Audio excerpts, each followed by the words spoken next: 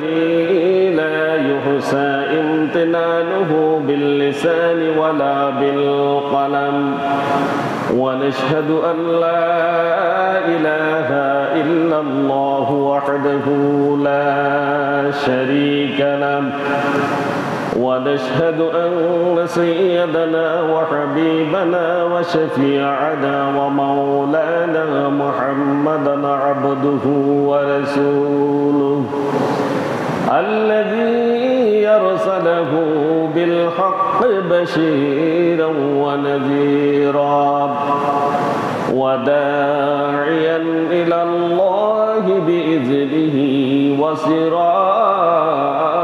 وقمرا منيرا فقد قال الله تعالى في كلامه المجيد وفرقانه الحميد أعوذ بالله من الشيطان الرجيم بسم الله الرحمن الرحيم وقضى ربك ألا تعبدوا إلا إياه وبالوالدين إحسانا إما يبلغن عندك الكبر أحدهما أو كلاهما فلا تقل لهما أف ولا تنهرهما وقل لهما قولا كريما واخفض لهما جناح الذل من الرحمة وقل رب ارحمهما كما ربياني صغيرا وقال تعالى في شان حبيبه ومحبوبه ومعشوقه مخبرا وآمرا إن الله وملائكته يصلون على النبي يا أيها الذين آمنوا صلوا عليه وسلموا تسليما اللهم صل على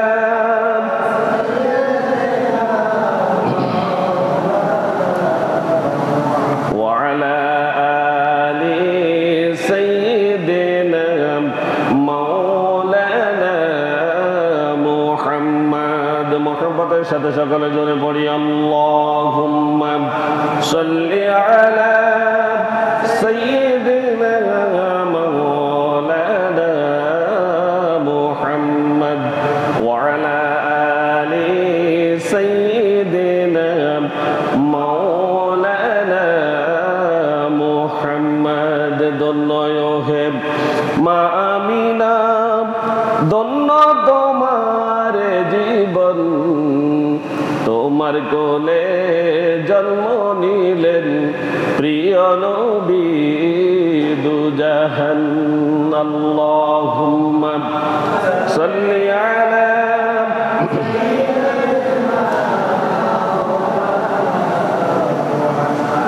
وعلى آل سيدنا مولانا محمد بلغ العلا بكماله كشف الدجى بجماله حسنت جميع خصاله صلوا عليه وآله مشرق حب محمد مطلع ديوان ما مطلع خر মুর্শিদ শেখাদ সিনে সুজান মা বালাগাল উলাম বিকামালিহি কাশাফাদ দুজা বিজামালিহি হাসনাত জামিউ খসালিহি সাল্লাল্লাহু আলাইহি ওয়া আলিহি মুঝে কুছ মিলে আনা মিলে मुहम्मद मिले यानी वो शई जिसे अल्लाह मिले बलागल उलम बिकमालिही कशफद दुजा बिजमालिही हसनत जमीउ खसालिही सल्लल्लाहु अलैहि वा आलिहि।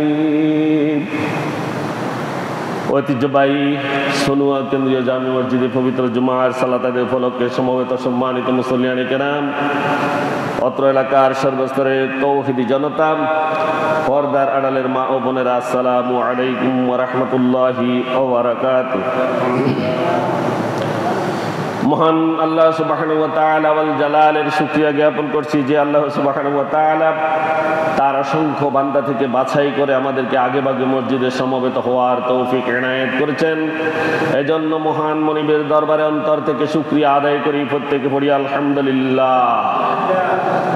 দরুদ ও সালাম পেশ করছি বিশ্ব মানবতার মুক্তির দিশারি সর্বকালের সর্বশ্রেষ্ঠ মহামানব হযরত মুহাম্মদুর রাসূলুল্লাহ সকল পড়ি সাল্লাল্লাহু আলাইহি ওয়াসাল্লামের প্রতি, যিনি ছিলেন আদর্শ মহামানব, যিনি ছিলেন সর্বকালের সর্বশ্রেষ্ঠ মহাপুরুষ। সম্মানিত হাজিরিন, আজ হচ্ছে 5ই সফর 1447 হিজরি, 17ই শ্রাবণ 1432 বঙ্গাব্দ, 1 আগস্ট 2025 খ্রিস্টাব্দ। আজ ফেনীতে সূর্য উঠেছে 5টা 25 মিনিটে এবং দুপুর হয়েছে 11টা 56 মিনিটে। জোহর শুরু হয়েছে 12টা 2 মিনিট থেকে। আজ সূর্য অস্ত যাবে 6টা 36 মিনিটে। সম্মানিত হাজরিন, আজ খুতবার আলোচনার বিষয় হচ্ছে হুকুকুল ওয়ালিদাইন, ইসলামে পিতামাতার অধিকার। ইসলামে পিতামাতার অধিকার। পিতামাতার ওসিলায় দুনিয়াতে সন্তানেরা আগমন করে নাকি? পিতামাতা ছাড়া কেউ কি আসে? আসে না। সন্তান জন্মাবার অনেক আগের থেকেই পিতামাতা সন্তানের কল্যাণের জন্য নিজের সুখ শান্তি বিসর্জন দিয়ে তাদের কি সুখ হবে, কিভাবে তাদের দুঃখ কষ্ট লাঘব হবে, কিভাবে তারা আনন্দে দুনিয়াতে চলবে, এই চিন্তা ভাবনা করে, ঠিক না? ঠিক। সন্তানের প্রতি পিতামাতার অবদান কখনো ভাষায়ও প্রকাশ করা যাবে না। যাবে? এটা কি বর্ণনা করে শেষ করা যাবে? এজন্য এই সন্তানের কাছে পিতামাতার অধিকার দুনিয়ার সব কিছুর চাইতে বেশি। দুনিয়ার সব কিছুর চাইতে বেশি। ওয়ালিদাল ইনসানে বা'দাল্লাহি আউলা বিল মাহাব্বাতে, যদি আল্লাহর পরে কাউকে ভালোবাসতে হয় সেটা হচ্ছে পিতামাতা। সেটা কি? পিতামাতা। আল্লাহর হক তথা ইবাদত বন্দেগীর পরে পিতামাতার হক আদায় করতে হবে। আল্লাহ পাক রব্বুল আলামিন কোরআনে বহু জায়গায় যেখানেই তিনি উল্লেখ করেছেন তার ইবাদতের কথা, সাথে সাথে পিতামাতার সেবার কথাও নিয়ে এসেছেন। সুবহানাল্লাহ। পিতামাতার মর্যাদা তিনি এত বেশি দিয়েছেন। আল্লাহকে খুশি করার জন্য পিতামাতাকে আমাদের ব্যবহার এবং নিজেদের কাজকর্ম দ্বারা খুশি করতে হবে। আমাদের ব্যবহার কেমন হবে পিতামাতার প্রতি? কেমন হবে? আমরা একটু এদিকে লক্ষ্য করি। পিতামাতার প্রতি আমাদের ব্যবহার হবে আল্লাহর পরে উত্তম যেটা সেটা। এরপরে নিজেদের কাজ এমন হতে হবে যে যেই কাজের দ্বারা আল্লাহ রাব্বুল আলামিন খুশি হন। আল্লাহ রাব্বুল আলামিন খুশি হন। তাইলে ব্যবহার এবং কাজ দুটি হবে কাঙ্ক্ষিত। তাদের প্রতি আনুগত্য থাকার নির্দেশ আল্লাহ সুবহানাহু ওয়া তাআলা কোরআনের বিভিন্ন জায়গায় দিয়েছেন। পিতামাতা আল্লাহ রব্বুল আলামিনের পক্ষ থেকে আমাদের জন্য এক বিশাল নিয়ামত, ঠিক কিনা? বিশাল নিয়ামত। পৃথিবীর সব ধর্মই নির্দেশ দেয় পিতামাতাকে মান্য করতে হবে। সুতরাং একজন মুসলিম হিসেবে পিতামাতার যথাযথ সেবা করা ফরজ। এটা কি ফরজ? আমরা সবাই বলি এটা কি ফরজ।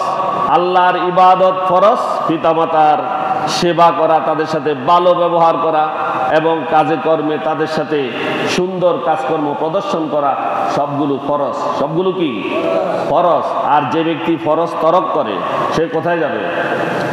কোথায় যাবে? জাহান্নামে। কানে অনেক কথা আসে।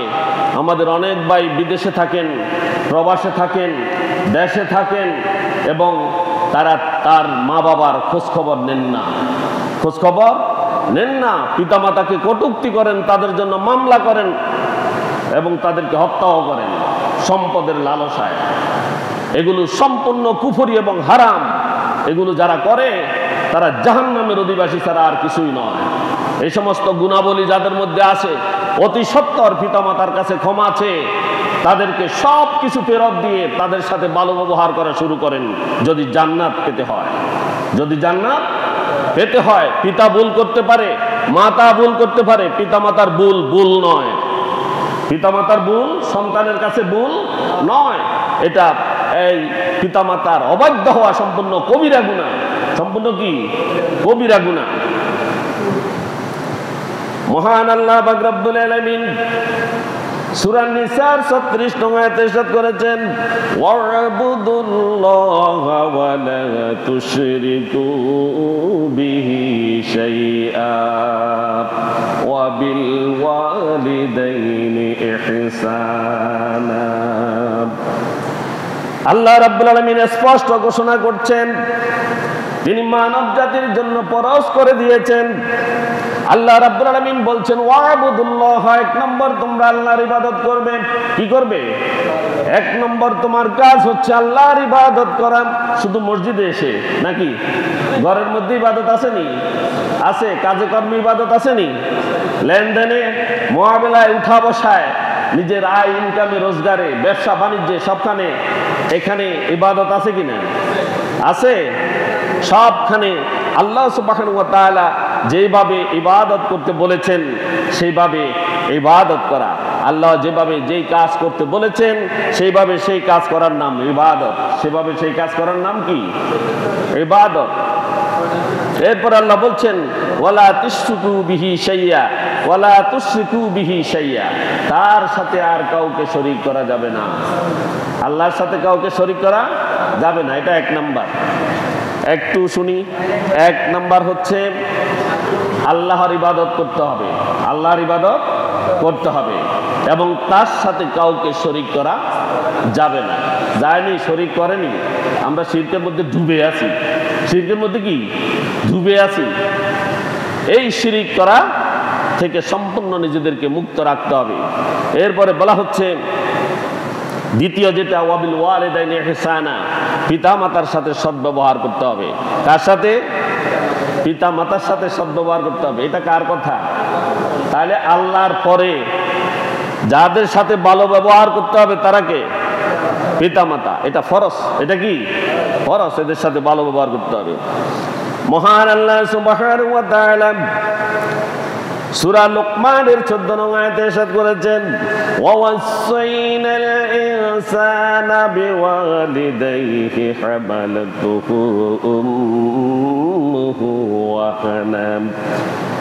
উম্মুহু ওয়াহানান আলা ওয়াহনিন ওয়াফিসালুহু ফি আমাইন আনিশকুর লি ওয়া লিওয়ালিদাইকা ওয়া ইলাইয়াল মাসির। আল্লাহ রাব্বুল আলামিন বলছেন, ওয়াসাইনা, আমি আদেশ দিয়েছি, আমি চূড়ান্ত ফয়সালা করে দিয়েছি। কি করে দিয়েছি? চূড়ান্ত ফয়সালা করে দিয়েছি। এটা কোনো চারটিখানি কথা নয়, যেন তেন কথা নয়।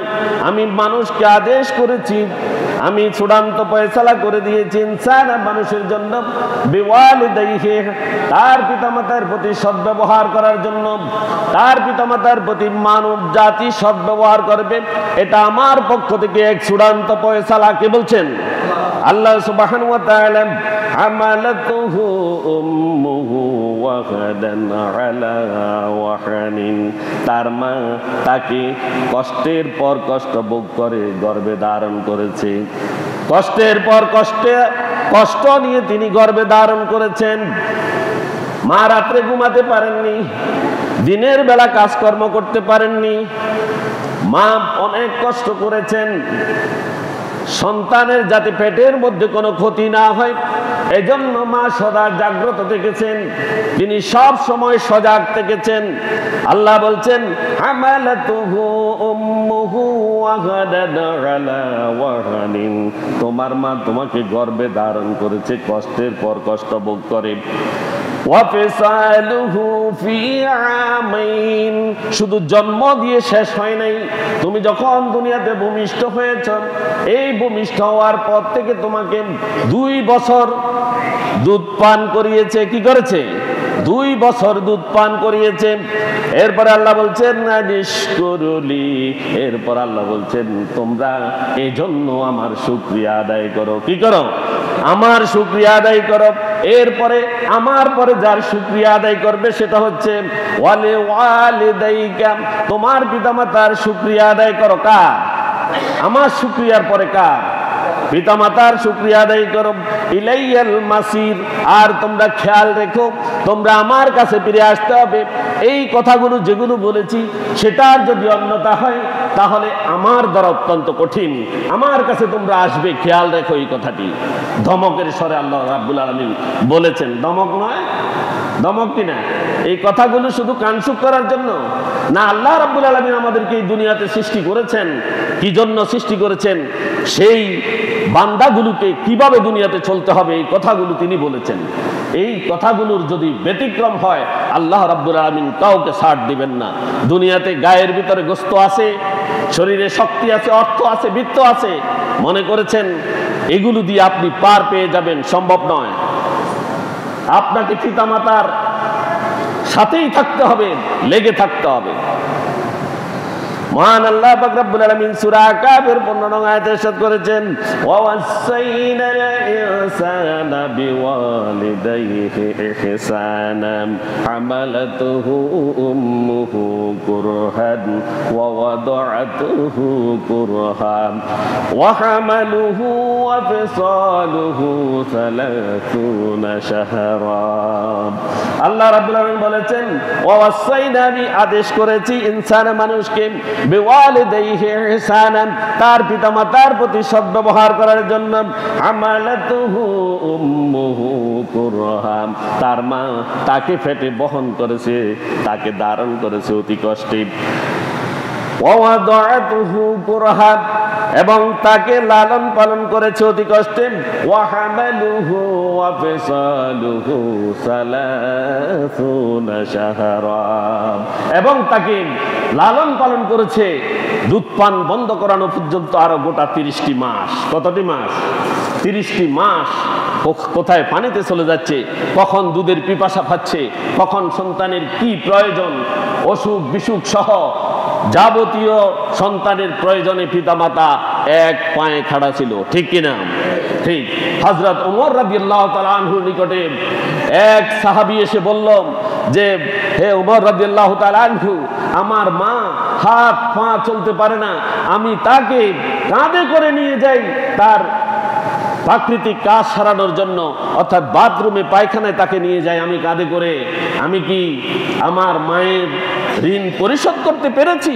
হযরত ওমর রাদিয়াল্লাহু তাআলা বললেন, না, তুমি ঋণ তো পরিশোধ করতে পারোনি, বরং তোমার মা চেয়েছে, তোমাকে লালন পালন করেছে, তোমাকে সেবা শুশ্রূষা করেছে শুধুমাত্র তোমাকে বাঁচানোর জন্য, তোমাকে বাঁচানোর জন্য, আর তুমি তোমার মাকে সেবা করতেছ মৃত্যুর দুয়ারে ঠেলে দেওয়ার জন্য। তোমার মা মরে যাবে, এজন্য তুমি তার সেবা করতেছ, আর তোমার মা বাপ তোমাকে লালন পালন করেছে তোমাকে বাঁচানোর জন্য। দুটির মধ্যে পার্থক্য অনেক, দুটির মধ্যে পার্থক্য অনেক। তোমার বাঁচার জন্য তোমার পিতামাতা কষ্ট করেছে, আর তুমি কষ্ট করতেছ তোমার মা পিতামাতা মরার জন্য। কি জন্য? দুটা সমান হতে পারে না। আরেকটা ঘটনা বলি, রাসূল সাল্লাল্লাহু আলাইহি ওয়াসাল্লামের এক সাহাবী, তিনি বড় আলেম ছিলেন, বিজ্ঞ এক আলেম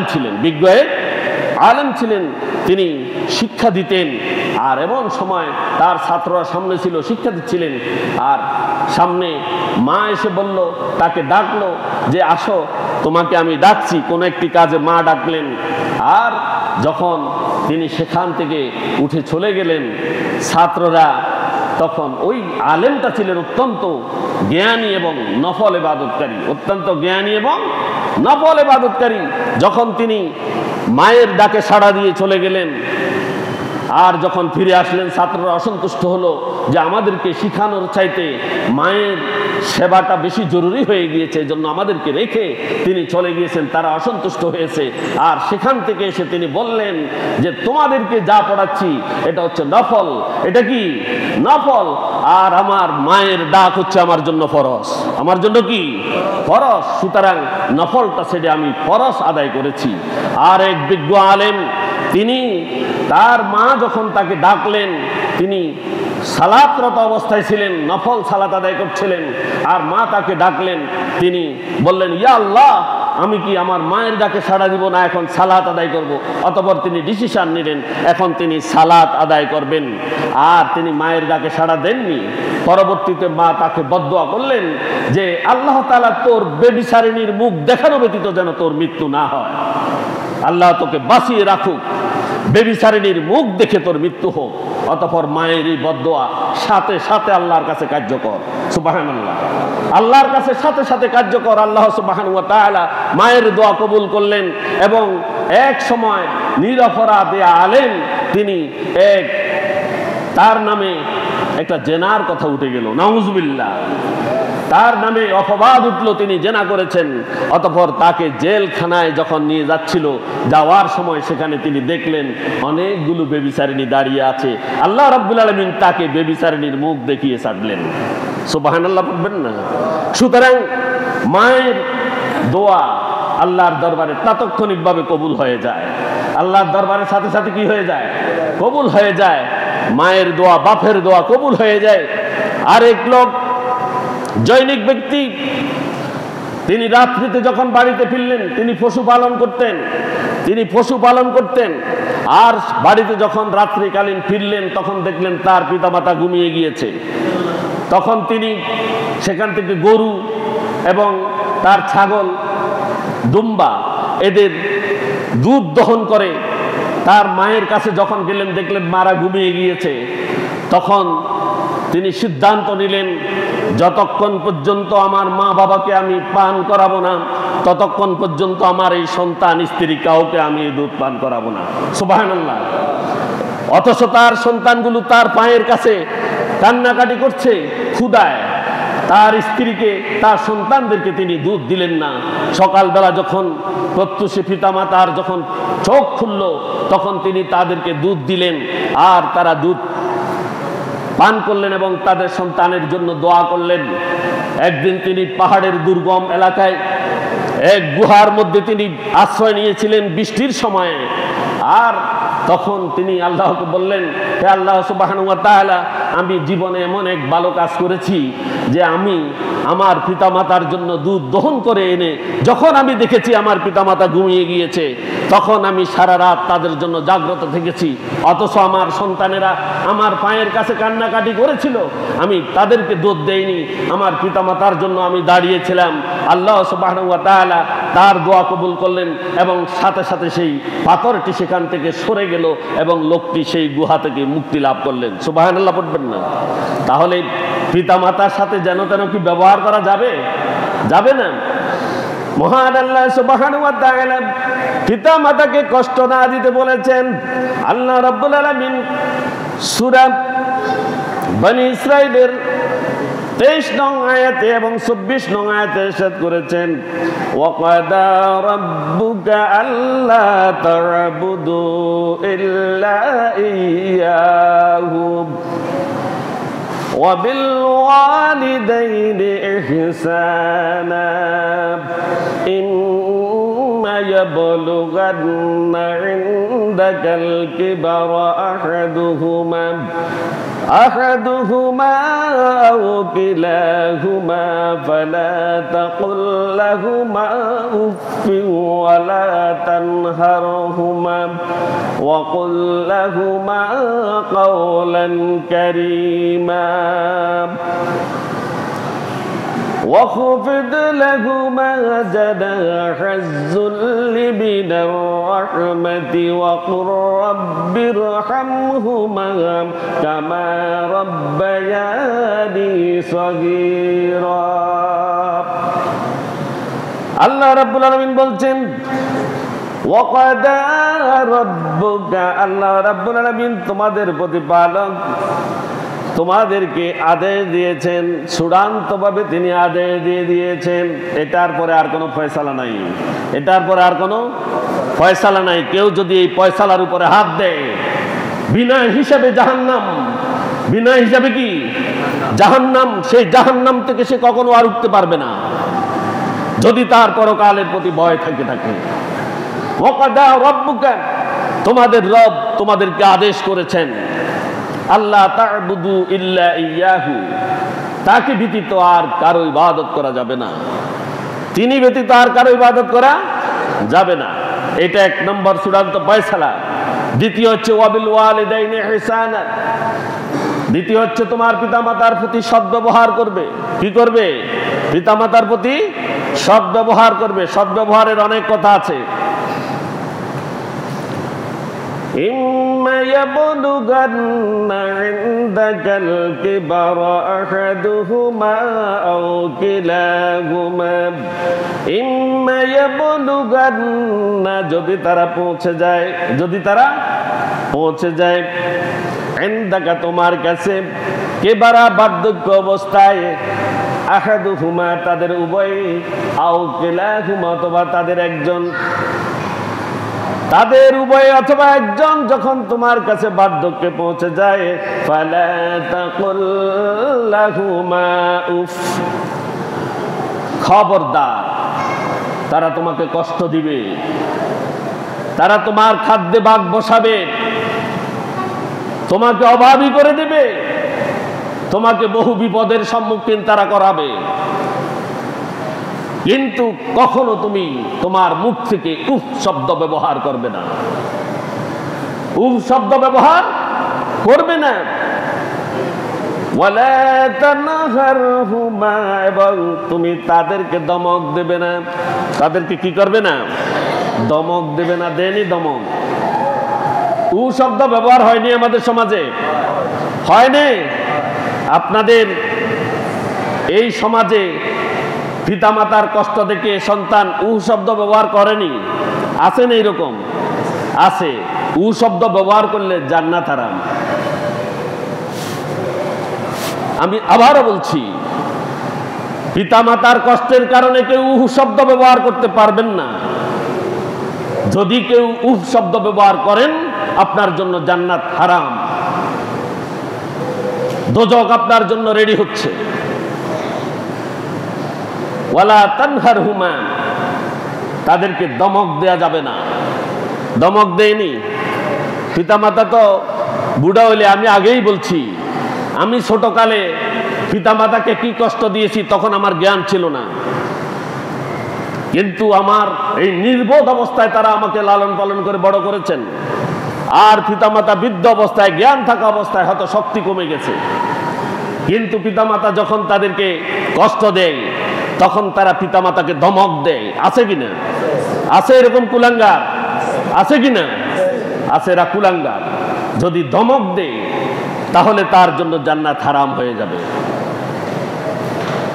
ওয়াকুল লাহুমা কাওলান কারীমা, আল্লাহ রাব্বুল আলামিন বলছেন তাদের সাথে সম্মানের সাথে কথা বলো। কিভাবে? সম্মানের সাথে কথা বলো। আমাদের এই কথাগুলো হালকাভাবে নেয়ার কোনো সুযোগ নেই। আল্লাহ বলছেন ওয়াকুল লাহুমা কাওলান কারীমা, তাদের সাথে সৎভাবে কথা বলো, তাদের সাথে সৎ ব্যবহার করো। এটার বাহিরে তোমার জন্য আর কোনো কথা নেই, আর কোনো কথা নেই।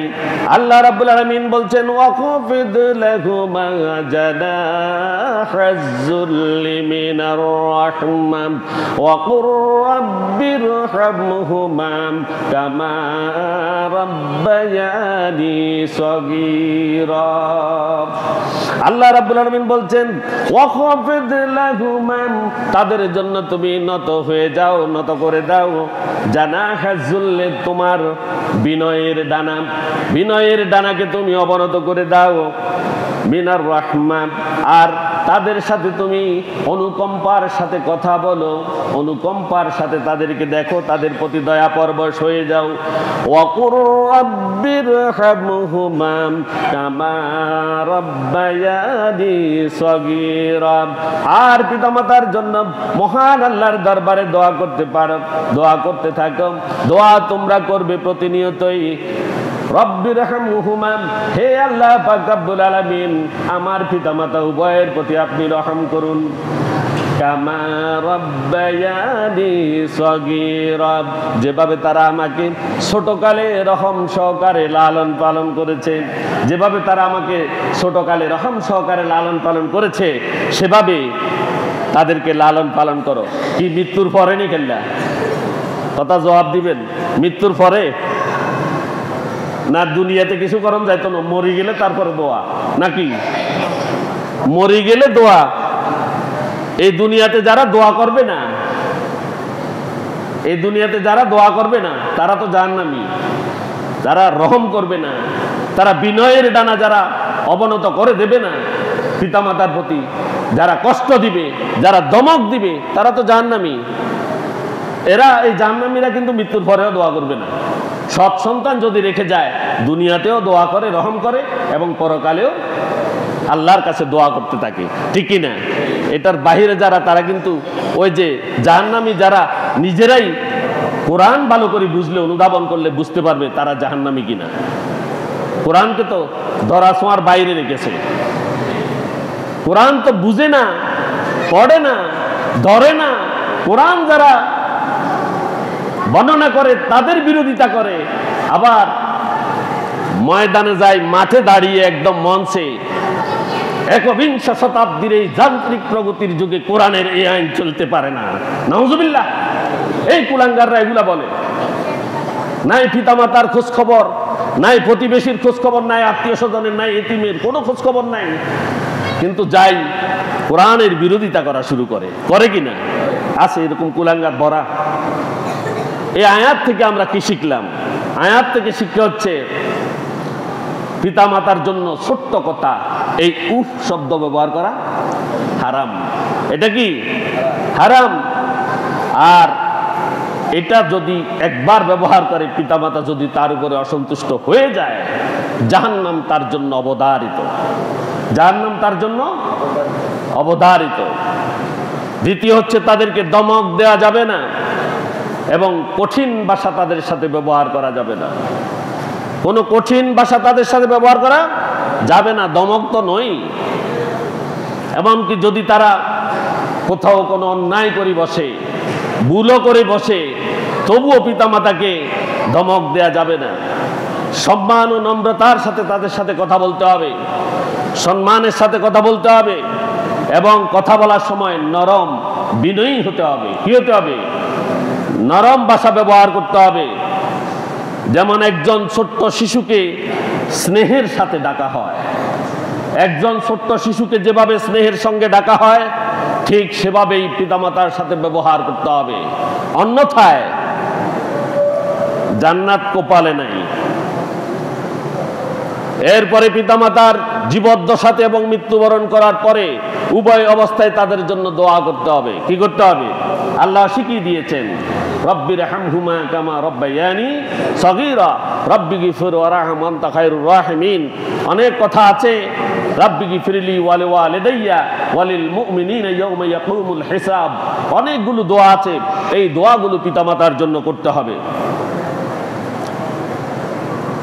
পিতামাতার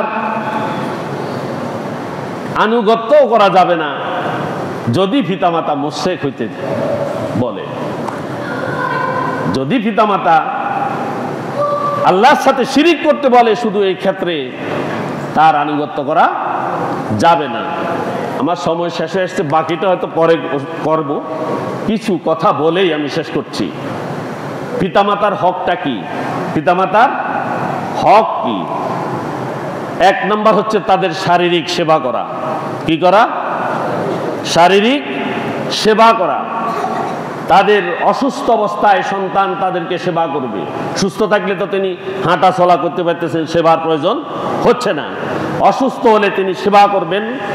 আর তিনি যদি চলাফেরার অযোগ্য হয়ে যান, তাহলে চলাফেরায় তাকে সহায়তা করবেন। সন্তানের কাজ এটা। সবাই শুনেন, ভিতরে এবং বাহিরে মাইকের আওয়াজ যতটুকু যাচ্ছে। পিতা মাতার হক হচ্ছে তাদেরকে শারীরিক সেবা করা, অসুস্থ হলে তাদের সেবা শুশ্রূষা করা, এবং তারা যদি চলাফেরার অযোগ্য হয় তাদেরকে চলাফেরায় সহায়তা করা। 2 নম্বর হচ্ছে তাদের আর্থিক সাহায্য করা। আমাদের দেশে তো 3 ভাই হইলে পিতামাতা, বড় ভাই, মেজো ভাই এবং ছোট ভাই, অর্থনৈতিক তারতম্য তো আছে কিনা? কিন্তু কেউ কাউকে মানে না। তো বাপ তোমার কাছে 1 মাস, এখানে 1 মাস, এখানে 1 মাস, এরকম ভাগ করে দেয়নি, দে। কিন্তু আরেকজনের কাছে যাওয়ার পরে অর্থওয়ালা যার কাছে টাকা কড়ি আছে, সে কিন্তু পিতামাতাকে তখন সাহায্য করে না। আর ভাই যে দুর্বল, সে কথাও তার খেয়াল নেই। এটা ঠিক নয়। আপনি যদি এককভাবে পারেন সকল সওয়াবের মালিক হয়ে যান, কোনো সমস্যা নাই। আপনি পিতামাতাকে পৃথক করবেন কিভাবে? পৃথক করার কোনো সুযোগ নেই। আপনি বালাখানা খাচ্ছেন ছেলে সন্তান নিয়ে, আর মা আরেক ভাইয়ের এখানে দুঃখ দুর্দশায় আছে, এটা কি চলবে? এটা কি সন্তানের কাজ? সন্তান এগুলো করতে পারবে না। এখানে বলা হচ্ছে তারা যদি অর্থ কষ্টে থাকে, ক্ষুধার কষ্টে থাকে, তাদেরকে সন্তান সাহায্য করতে হবে। যদি তারা অভাবগ্রস্ত হয়, তাদের সমুদয় প্রয়োজন পূরণ করতে হবে। কে করতে হবে? সন্তান। আর যদি না করে, তাহলে পিতামাতার প্রতি সে অবজ্ঞা করলো। এরপরে মানসিক সমর্থন। পিতামাতার তাদের সাথে নম্রভাবে কথা বলতে হবে। যদি উগ্রতার সাথে কথা বলে, তারা কি মানসিকভাবে ঠিক থাকবে? পিতামাতা ঠিক থাকবে না। এই জন্য নম্রতার সাথে কথা বলতে হবে। তাদের মনোবল যাতে ভেঙে না যায়, সেদিকে সন্তানকে লক্ষ্য রাখতে হবে। তাদের মনোবল চাঙ্গা রাখতে হবে। এরপরে তাদের জন্য দোয়া করতে হবে। তাদের দোয়া সন্তানের জন্য সবচেয়ে পৃথিবীর বড় সম্পদ। তাদের দোয়া সন্তানের জন্য পৃথিবীর সবচেয়ে বড় সম্পদ। আর বদদোয়া কি? বড় বিপদ। বড় বিপদ। আজকের সমাজে পিতামাতার অবস্থাটা কি আমি বলছি, সবাই একটু শুনেন, মিলিয়ে দেখেন। পিতামাতাকে বৃদ্ধাশ্রমে রেখে আসে কিনা? আসে। শহরে যারা বিশেষ করে বাস করে, যারা প্রভূত টাকা পয়সার মালিক, মডার্ন ফ্যামিলিতে বিয়ে করেছে, মডার্ন সোসাইটির জামাই হয়েছে, তখন শাশুড়ি, শ্বশুর, বৃদ্ধ এদেরকে ওই স্ত্রীর পছন্দ হয় না। এরকম আছে কিনা? এরে কিভাবে বিদায় করবে এটাকে মনে করে তখন আপদ। কি মনে করে? আপদ। আর স্ত্রী তো সন্তানের কাছে নিয়ামত। নাউযুবিল্লাহ। পিতা মাতার চাইতে বড় নিয়ামত কি স্ত্রী হইতে পারে? নিয়ামত হচ্ছে বাবা। মা বাবাকে তখন বৃদ্ধাশ্রমে রাখে, স্ত্রী নিয়ে এসে বসবাস করে, তার জন্য জাহান্নাম অবধারিত। তাদেরকে দেখাশোনা করে না। পিতামাতাকে দেখাশোনা করা তাদের জন্য বোঝায় পরিণত হয়েছে। তাদের অর্থনৈতিক প্রয়োজনে তারা পূরণ করে না, এগিয়ে আসে না, তাদেরকে অবহেলা করে। আমাদের সমাজে এরকম হচ্ছে কিনা? হচ্ছে। আপনাদের এখানে আসেনি? পিতা সন্তানের বিচার হয়নি? হইতেছেনি? এই সমস্ত কুলাঙ্গারও আছে। এগুলো যাতে না হয়। পিতা যদি সন্তানকে সবকিছু থেকে মাহরুম করে, তখন মনে করতে হবে আমাকে এই দুনিয়াতে এনেছেন আমার পিতা, এই দুনিয়া তার জন্যই আমি দেখেছি। ওই পিতার সাথে বেয়াদবি করা যাবে না। যাবে? বিদেশে থাকে, পিতামাতার জন্য টাকা দেয় না, তাদেরকে অর্থ সংকটে রাখে। ওই সমস্ত স্ত্রীদের জন্য জাহান্নাম, যারা তার শ্বশুর শাশুড়িকে স্বামীর অর্থ থেকে, উপার্জন থেকে বঞ্চিত করে, এরাও জাহান্নামে যাবে। স্বামী তো বিদেশ দেখতেছে না, টাকা পাঠাচ্ছে, আর স্ত্রী অভুক্ত রাখে তার শ্বশুর শাশুড়িকে। নির্লজ্জ, বেহায়া। পিতামাতার সাথে কঠিন ভাষা ব্যবহার করে বর্তমান সমাজে, ঠিক কিনা? আছে কিনা? গালিগালাজও করে, করেনি? করে। তাদের দোয়া নেওয়ার পরিবর্তে অভিশাপ নেই, আছে কিনা? পিতামাতায় কত অভিশাপ দিচ্ছে, তার গায়ে মাখতেছে না, সে মনে করতেছে না সে কি দুনিয়াতে এসেছে, সব কিছু পেয়ে গিয়েছে, আখেরাতের কথা সব ভুলে গিয়েছে। পিতামাতার বিরুদ্ধে মামলা করে, আসেনি? আছে, মামলা করে। আমাদের সমাজ সম্পদের জন্য পিতামাতাকে মারধর করে, গায়ে হাত উঠায়, আসেনি? এরকম কুলাঙ্গার আছে। এবং প্রয়োজনে এমনও কিছু হয় যে পিতামাতাকে হত্যাও করে, ঠিক কিনা? হত্যাও করে। পিতামাতার মৃত্যুর পরেও সন্তানের জন্য কিছু হক আছে। এতক্ষণ পর্যন্ত দুনিয়ার কথা বলেছি। দুনিয়ার জীবনে শব্দ ব্যবহার করে পিতামাতা, এমন কোন শব্দ সন্তান উচ্চারণ করতে পারবে না। তাদের সাথে কোমলভাবে, নম্রভাবে কথাবার্তা বলবে, তাদের জন্য দোয়া করবে, তাদেরকে না খাইয়ে নিজে খাবে না। আর মা বোনদেরকে বলছি, একটি গল্প বলি, যে একবার একটা ফ্যামিলিতে শাশুড়ি জীবিত ছিল, দুই পাশে দুইটি ঘর। তখন আমাদের এখানে বসি বলা হইতো, অথবা কি বলা হইতো, ওই যে ভাত খাইতে মাটির এটা কি বাসনে করে শাশুড়িকে ওখানে ভাত দিয়ে আসতো। ওখানে শাশুড়ি বাসনে করে ভাত দিত, শাশুড়িকে সেবা শুশ্রূষা করতো না। ওই মহিলা একদিন তার সন্তানকে ভাত দিয়েছিল, যে তোমার দাদুকে দিয়ে আসো পাশে ভাতগুলো। ভাত নেওয়ার সময় উঠানের মধ্যে ফোড়ে বাসনটি ভেঙে ফেলেছে। বাসনটি ভেঙে ছেলেটা কান্নাকাটি শুরু করছে, হায় হায় আমি তো পড়ে গেলাম। কান্নাকাটি শুরু করলো। মা বলল যে তুমি কান্নাকাটি করছো কেন? যে তোমাকে আবার দিচ্ছি ভাত, তুমি নিয়ে যাও। তো আমি ভাত পড়ে গেছে এই জন্য কাঁদছি না, আমি তো কাঁদছি মা এই জন্য যে এই বাসনটা যে ভেঙে গিয়েছে, এই তুমি যখন বুড়া হইবা, তোমাকে যখন ওই রুমে দেয়া হবে, তখন কোন বাসন দিয়ে তোমাকে ভাত দেয়া হবে? বাসনটা তো ভেঙে গিয়েছে, এই জন্য আমি কাঁদছি, তোমাকেও সেখানে ভাত দিতে হবে না? এই জন্য বলছি যে আপনারা যখন আপনাদের শাশুড়ির সাথে যখন এই ধরনের ব্যবহার করবেন, আপনাদের সন্তানেরাও আপনাদের সাথে এরকম ব্যবহার করবে, ঠিক কিনা?